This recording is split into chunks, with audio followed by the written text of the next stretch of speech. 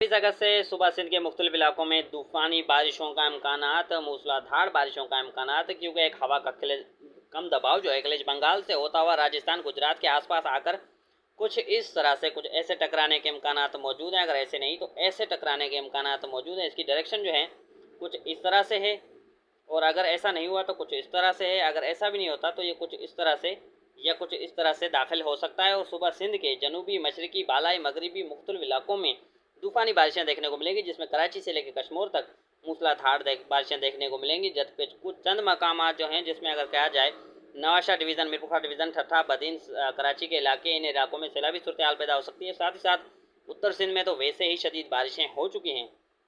इस सिस्टम से सबसे ज़्यादा खतरा सुबह सिंध को है और सैलाबी सूरत हाल भी पैदा हो सकती है। ये इस साल का सबसे ताकतवर सिस्टम भी साबित हो सकता है।